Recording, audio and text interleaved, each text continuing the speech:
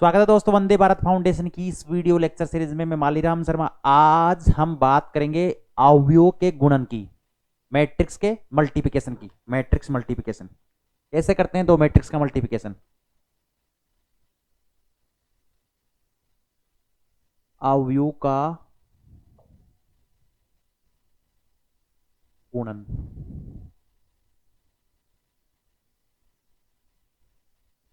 Multiplication of matrices. अवयव का गुणन कैसे परिभाषित होता है। सपोज कीजिए हमारे पास क्या है, दो मैट्रिक्स है ए और बी। क्या है, दो मैट्रिक्स है। सबसे पहले गुणन परिभाषित कैसे होता है। सबसे पहले गुणन की परिभाषा के लिए हमारे पास क्या है, मैट्रिक्स माना दो अवयव है, इस प्रकार है। ए क्या है, ए आई जे। इस कोटि क्या है इसकी, एम क्रॉस एन क्या है इसकी कोटि है, ऑर्डर है। इसी प्रकार बी के से है, बी जे के। बी जे के, ए को क्या लेते हैं ए आई जे, ए आई जे। बी को क्या लेते हैं बी जे के लेते हैं। इस प्रकार परिभाषित है। इसकी कोटि क्या होगी, एन क्रॉस पी। क्या है, एन क्रॉस पी क्या है, कोटि है। इसका मतलब क्या समझ में आ रहा है, अवयव है ए के स्तंभों की संख्या, स्तंभों की संख्या इक्वल टू अवयव है, अवयव है बी की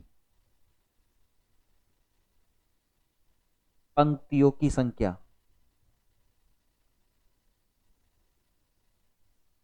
क्या समझ में आ रहा है इसका मतलब, अवयव है मतलब मैट्रिक्स अवयव ए के स्तंभों की संख्या किसके बराबर होनी चाहिए, अवयव बी की पंक्तियों की संख्या के बराबर। इसका मतलब एन क्या है, इसमें स्तंभों की संख्या है। ए के लिए क्या है, स्तंभों की संख्या है। इसके लिए एन क्या है, पहले आ गया तो ये पंक्ति है। दो मैट्रिक्स मल्टीप्लिकेशन तभी संभव है, गुणन तभी संभव है, पहले वाली मैट्रिक्स के स्तंभ दूसरी वाली मैट्रिक्स की पंक्तियों की संख्या के बराबर होनी चाहिए, तभी मैट्रिक्स पॉसिबल है, मैट्रिक्स मल्टीप्लिकेशन है। सपोज कीजिए ए मैट्रिक्स है 3x2 की है और बी क्या है 3x3 की है। क्या ये मैट्रिक्स मल्टीप्लिकेशन संभव है, देखते हैं। ये क्या है, इसमें पंक्ति, पंक्तियों की संख्या है। ये किसकी है, स्तंभों के लिए है, स्तंभों की संख्या। ये क्या है, पंक्तियों की संख्या। और ये क्या है, स्तंभों की संख्या। समझ में आ रहा है, ये स्तंभ है, ये क्या है रो, ये कॉलम, ये रो ये कॉलम। डेफिनेशन क्या है, ए के स्तंभों की संख्या किसके बराबर होनी चाहिए, इसकी पंक्तियों की संख्या के बराबर। क्या 2 और 3 बराबर है, नहीं है, तो ये मल्टीप्लिकेशन संभव है ए बी, ये पॉसिबल ही नहीं है। ए बी का मल्टीप्लिकेशन तब ही संभव है जब ए के स्तंभों की संख्या बी की पंक्तियों की संख्या के क्या होनी चाहिए, बराबर होनी चाहिए, इक्वल होनी चाहिए। तब ही मैट्रिक्स मल्टीप्लिकेशन क्या है, पॉसिबल है। ध्यान रखना, अगर ए बी का गुणन से क्या मैट्रिक्स बन रही है, सी मैट्रिक्स बन रही है। क्या बन रही है, सी मैट्रिक्स बन रही है। सी मैट्रिक्स क्या होती है, सी इक्वल टू क्या होगा, ए के मल्टीप्लिकेशन किसके साथ हो रहा है, ए बी का। क्या हो रहा है, ए बी का मल्टीप्लिकेशन हो रहा है, तो इसका कोटि क्या हो जाएगी, सी जे सॉरी सी आई के। ये मैट्रिक्स क्या हो जाएगी, सी आई के, और कोटि क्या हो जाएगी, एम एम नहीं, एम और इसकी पी, एम क्रॉस पी क्या हो जाएगी, इसकी कोटि हो जाएगी। देखो इसकी पंक्ति और इसका स्तंभ, एम क्रॉस पी क्या होगी, इसकी कोटि होगी। एम क्रॉस पी क्या होगी, कोटि। लेकिन मल्टीप्लिकेशन संभव करने के लिए तब ही होगा जब ए के स्तंभों की संख्या बी के पंक्तियों की संख्या के बराबर हो गई, इसके कॉलम इसके रो के बराबर होना चाहिए। ये बात समझ में आई, आप इसको नोट डाउन कीजिए। अब सी की कोटि क्या हो जाएगी, ए क्रॉस बी के अंदर, ए बी का मल्टीप्लिकेशन में सी क्या हो जाएगा, M cross P, M cross P का, ये क्या हो जाएगी, कोटि हो जाएगी इसकी। चलो नोट डाउन कीजिए इसको, फिर हम आगे बात करते हैं इसके एलिमेंट क्या होंगे। कर लिया नोट डाउन। अब हमें ये दिया हुआ हो,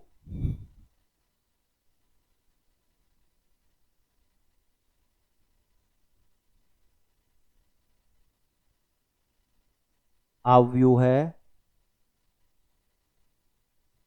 ए के ith कॉलम, सॉरी ith पंक्ति का गुणन बी के ith स्तंभ से। इसका मतलब क्या होगा, एक की पंक्ति क्या आई पंक्ति है, जैसे ये आई हुई पंक्ति है, ए I one A I to, इसी प्रकार ए आई एन। समझ में आया? क्योंकि यहाँ तो कॉलम तो अलग अलग है लेकिन पंक्ति कौन सी है, आई हुई पंक्ति ले रहे हैं हम। इसका मल्टीप्लिकेशन किसके साथ हो रहा है, कॉलम कौन सा, स्तंभ क्या लिया हमने, के स्तंभ वाला, तो मतलब बी वन के, क्योंकि पंक्ति तो चेंज हो रही है लेकिन कॉलम क्या है, सेम ही है, के वाला कॉलम है, ठीक है। इसी प्रकार बी एन के। अब देखो यहाँ क्या है, एन क्या है, एन क्या है, स्तंभ है, और यहाँ एन क्या है, पंक्ति है, मतलब समान है, इसलिए इन दोनों का गुणन पॉसिबल है। देखो ये वाला एलिमेंट पहले वाले से हो जाएगा, ए आई के हो जाएगा, प्लस दूसरे वाला एलिमेंट किससे गुणा होगा, इससे होगा, प्लस ए आई के, ए आई वन बी वन के। इसी प्रकार दूसरा क्या हो जाएगा, ए आई टू बी टू के। इसी प्रकार जो थ्री वाला एलिमेंट होगा इसके साथ हो जाएगा, ए आई थ्री बी थ्री के। इसी प्रकार nth वाला एलिमेंट चलता रहेगा, और nth वाला एलिमेंट क्या हो जाएगा, ए आई एन बी एन के। इसका मतलब क्या समझ में आ रहा है आपको, समीशन i बराबर 1 से n तक, ए आई नहीं लेते यहाँ पर, क्या लेते हैं, j इक्वल टू 1 से लेकर ए आई जे बी जे के। ये समीशन का मतलब योग, 1 से लेकर n तक, इसको ऐसे भी डिनोट कर सकते हैं। चलो इसको समझते हैं, सबसे अच्छे से एग्जाम्पल से समझते हैं। दो एग्जाम्पल लेते हैं और उनके क्या करते हैं, गुणन करते हैं। ये आपने नोट डाउन कर लिया होगा। चलो नेक्स्ट चलते हैं हम इसके गुणन के, कैसे करेंगे इनको।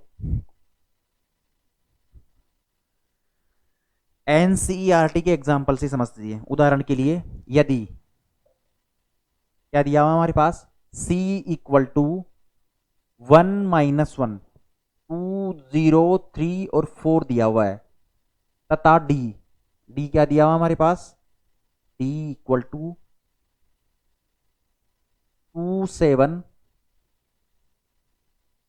माइनस 1 और 1 5 माइनस 4 है, तो गुणनफल सी डी क्या होगा, मतलब सी पहले है और डी बाद में, क्या है, सी और डी का। देखो ये हमेशा ध्यान रखना, अगर सी पहले दिया हुआ है तो सी को ही लिखना है, और डी पहले दिया हुआ तो क्या करना है, डी को पहले लिखना है। देखो सी दिया हुआ है, अब सी की कोटि क्या होगी, कोटि क्या दी हुई है, देखो 1 2 क्या है, रो है, मतलब पंक्तियां 2 है, 1 2 और 3 क्या है, कॉलम है, 2 क्रॉस 3 हो गया। इसका ऑर्डर क्या हो जाएगा, कोटि ऑर्डर 1 2 3, 3 तो क्या है इसमें, रो है, कॉलम 1 और 2 क्या है, कॉलम है। देखो इसमें ये समझ में आ रहा है क्या, इसमें स्तंभों की संख्या इसकी पंक्तियों की संख्या के बराबर है क्या, इसमें देखो 3 स्तंभ है, इसमें क्या है, 3 पंक्तियां, बिल्कुल पॉसिबल है। स्तंभों की संख्या इसके स्तंभों की संख्या उसकी पंक्तियों की संख्या के बराबर है। अब हमारे पास फाइनल मैट्रिक्स क्या बनेगी, 2 क्रॉस 2 की बनेगी, किसकी बनेगी, फाइनल मैट्रिक्स। सी डी क्या बनेगी, 2 क्रॉस 2, 2 क्रॉस 2 की कोटि होगी उसकी। चलो निकालते हैं। सी को ऐसे कैसे लिख लीजिए, यहाँ पे पहले 1 माइनस 1 2 0 3 4 क्या हो जाएगा, 2 7 माइनस 1 1 5 माइनस 4, यही आ गया इन दोनों का। पहले देखो सी लिखा हमने, सी और ये डी है। अब देखो यहां से चलना है पहले वाले एलिमेंट से, ये वाली पंक्ति इस वाले स्तंभ से गुणा होगा, फिर यही वाली पंक्ति इस वाले स्तंभ से भी गुणा होगी। कैसे करेंगे इसको देखना, ये वाला एलिमेंट इसके साथ गुणा होगा, 1 मल्टीप्लाई क्या हो जाएगा 2, तो 2 प्लस माइनस 1 को माइनस 1 से गुणा करेंगे तो कितना हो जाएगा, माइनस माइनस प्लस 1 हो जाएगा। 2 को किससे करेंगे, 5 से। देखो ये वाला एलिमेंट इसके साथ, सेकंड वाला सेकंड के साथ, थर्ड वाला थर्ड के साथ, 5 मल्टीप्लाई 2 कितना हो जाएगा, 10 हो जाएगा। ये फर्स्ट एलिमेंट आ गया। इसी प्रकार अब वापस इसी लाइन को इससे गुणा करना है, 1 को 7 से गुणा करो, 1 गुणा 7 प्लस माइनस गुणा -1 गुणा 1 प्लस 2 गुणा -4, ये कितना आ जाएगा -8। अब इसी प्रकार ये वाला इसके साथ भी हो गया, ये वाला इसके साथ भी हो गया, मतलब इस पंक्ति को इसके दोनों स्तंभों से मल्टीप्लाई कर दिया, दो क्या आ गए हमारे पास, एलिमेंट आ गए। अब इस वाली पंक्ति को लेते हैं, इस वाली पंक्ति को फिर इसके साथ करना है, 0 का मल्टीप्लाई 2 से 0 प्लस 3 की मल्टीप्लाई -1 से -3 प्लस 4 का मल्टीप्लाई 5 से 20। इसी प्रकार वापस इससे हो गया, अब इस अगले वाले स्तंभ से करना है, 0 मल्टीप्लाई 7 0 आएगा, 3 मल्टीप्लाई 1 3, 0 प्लस 3। इसी प्रकार 4 मल्टीप्लाई किससे होगा, -4 से, कितना हो जाएगा -16। अब ये देखो इसमें कितनी रो आ रही है, 1 2 रो आ गई। इसी प्रकार 1 और 2 कॉलम आ रही है, मतलब 2 क्रॉस 2 की मैट्रिक्स आ गई, और हमें यही निकालना था। इसको सोल्व कर लीजिए, क्या आ गया हमारे पास, 2 + 1 3 और 10 कितना हो जाएगा 13, 7 यहां से आ रहा है -1 मतलब 6 हो गया, 6 और -8 कितना हो गया -2, 0 और -3 और 20 मतलब प्लस के 17 आ गया, यहां से 0 3 -16 कितना हो जाएगा -13। ये आ गया सी डी कितना आ गया, 2 क्रॉस 2 की मैट्रिक्स आ गई। कैसे निकालना है, पहली वाली पंक्ति को पहले वाले स्तंभ से, पहली वाली पंक्ति को फिर दूसरे वाले स्तंभ से, ये पहला एलिमेंट हो जाएगा, इसको गुणा करने के बाद में इनको जोड़ करना है सबका, दूसरी वाली पंक्ति से ये दो, फिर सेकंड वाली रो को पहले वाली स्तंभ से, सेकंड वाली रो को दूसरे वाले स्तंभ से, अगर 3 दिया हुआ तो 3 से, 4 दिया हुआ तो 4 से। अब इसका क्या लिखते हैं, जनरल सॉल्यूशन लिखते हैं, क्या करते हैं, जनरल लिखते हैं। चलो कैसे करते हैं जनरल,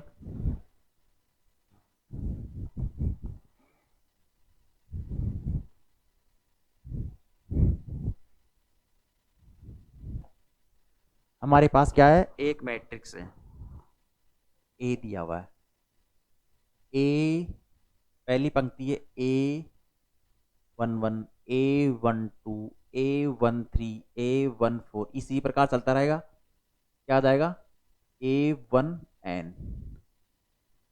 इसी प्रकार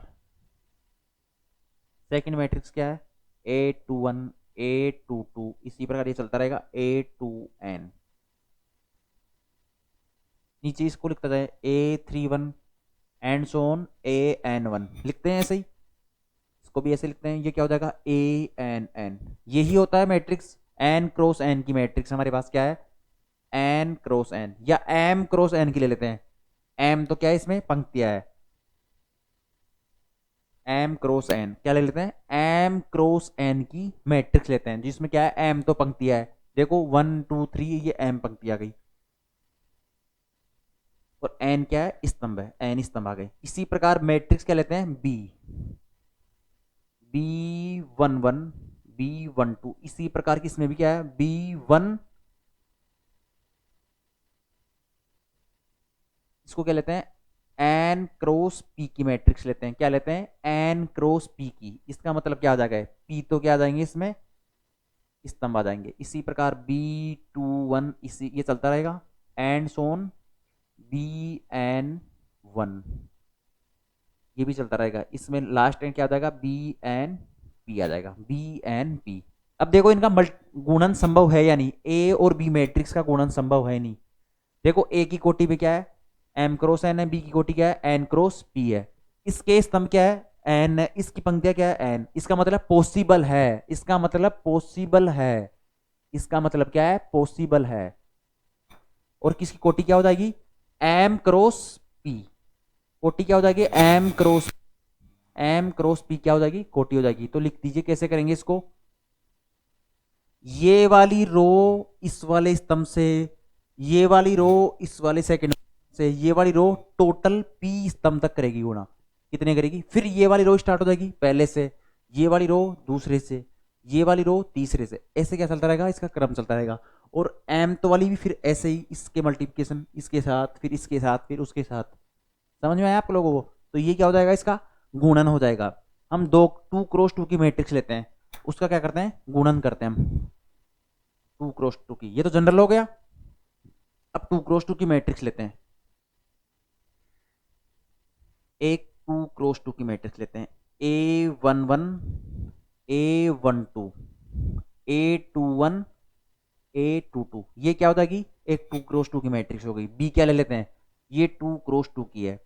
एक बी मैट्रिक्स ले लेते हैं 2x3 की मैट्रिक्स, इसका मतलब दो पंक्तियां और तीन स्तंभ, B11 B12 B13, इसी प्रकार B21 B22 B23, इसका मतलब क्या हो जाएगा, दो पंक्तियां हो गई और तीन स्तंभ हो गए। इसमें क्या हो जाएगा, दो पंक्ति और दो स्तंभ। देखो इसका स्तंभ इसकी पंक्तियों के बराबर है क्या, है, इसका मतलब ए और बी का मल्टीप्लिकेशन क्या है, पॉसिबल है, पॉसिबल है, क्योंकि इसके स्तंभ उसकी पंक्तियों के बराबर है। और इसकी कोटि क्या हो जाएगी, 2x3 की हो जाएगी। कैसे हो जाएगी, देखो ये 2, ये पंक्ति इसकी, सॉरी स्तंभ 3, 2x3 की मैट्रिक्स आएगी। कैसे होगा इनका, इसको तो हम कर देते हैं पूरा solve. A B equal to क्या हो जाएगा, ये वाली पहले लाइन इसके साथ मल्टीप्लाई होगी, ये वाला एलिमेंट ये वाला एलिमेंट A11 B11 प्लस ये वाला एलिमेंट इसके साथ A12 B21। समझ में आया आप लोगों को। इसी प्रकार ये वाला हो गया कंप्लीट। अब ये वाला इसके साथ होगा A11 B12, ये वाला इसके साथ होगा प्लस A12 B22। अब ये वाला कंप्लीट हो गया, इसके साथ ये वाला इसके अगले वाले के साथ होगा, क्या हो जाएगा A11 B13, इसी प्रकार A12 B23। ये लो, अब ये वाली कंप्लीट हो गई तीनों। अब ये वाला रो किसके साथ होगा, इस वाली पंक्ति के साथ। A21 किसके साथ होगा, B11 के साथ, B11 प्लस A22 B21 के साथ, A22 B21। इसी प्रकार ये वाला कंप्लीट हो गया। अब सेकेंड वाले के साथ होगी गुणा, A21 B12 A22 किसके साथ आ रहा है, B22 के साथ आ रहा है। अब ये वाला वापस रो इसके साथ होगा मल्टीप्लाई, A21 B13 A22 किसके साथ होगा, B23 के। ये लो 1 2 क्या आ गई, इसकी रो आ गई और कॉलम कितनी आ गई, 1 2 3 कॉलम आ गई, तो 2x3 की मैट्रिक्स। देखो ये लो, समझ में आया होगा कैसे मैट्रिक्स का मल्टीप्लिकेशन करते हैं। चलो इसमें कुछ एग्जांपल दिए हुए हैं क्या, वो सोल्व करते हैं हम लोग। ये एग्जांपल नंबर 12 दिया हुआ है, इसमें क्या दिया हुआ है, एग्जांपल नंबर 12 दिया हुआ है, वो सोल्व कर लेते हैं। आसान आसान सी प्रॉब्लम दी हुई है।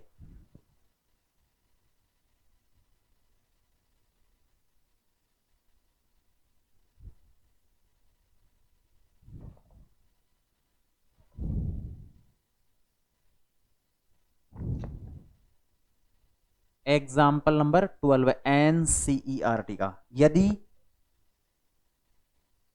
A इक्वल टू क्या दिया हुआ हमें 6923 और B क्या दिया हुआ है, तथा B इक्वल टू क्या दिया हुआ हमें 260798 है, तो AB ज्ञात कीजिए। AB क्या करना है, ज्ञात कीजिए। कैसे निकालेंगे AB, सबसे पहले इन दोनों का क्या करना पड़ेगा, हमें कोटि देखनी पड़ेगी।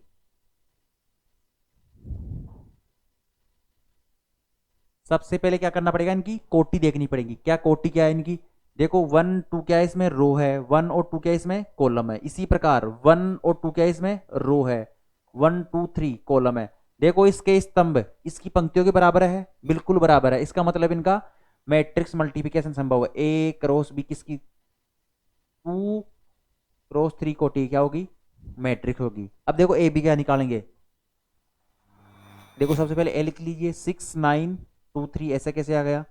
अब इसी के पास में क्या लिखते हैं B, 260798, ये क्या हो जाएगा, देखो ये वाली पंक्ति इस वाले स्तंभ के साथ गुणा होगा, ये वाला एलिमेंट 2 के साथ होगा, मतलब 6 मल्टीप्लाई 2 क्या हो जाएगा, 6 मल्टीप्लाई क्या हो जाएगा 2 के साथ हो जाएगा। इसी प्रकार 9 मल्टीप्लाई किसके साथ होगा, ये इसके साथ आएगा,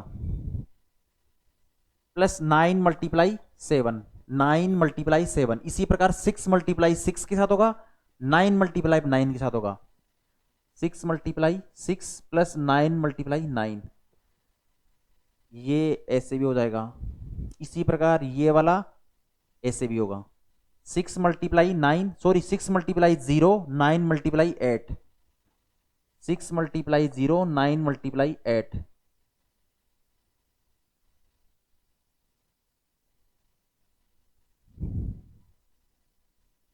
इसी प्रकार हमें क्या करना है, ये वाला किसके साथ मल्टीप्लाई होगा, इनके साथ 2 × 2 7 × 3 2 × 2 7 × 3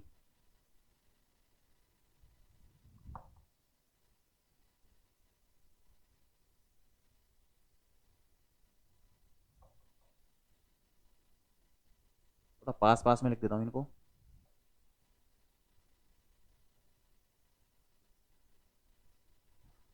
अब देखो 2 × 6 से भी होगा, 3 × 9 से होगा, 2 × 6 प्लस 3 × 9। इसी प्रकार 2 किससे मल्टीप्लाई होगा, 0 से होगा, और 3 किससे होगा, 8 से होगा।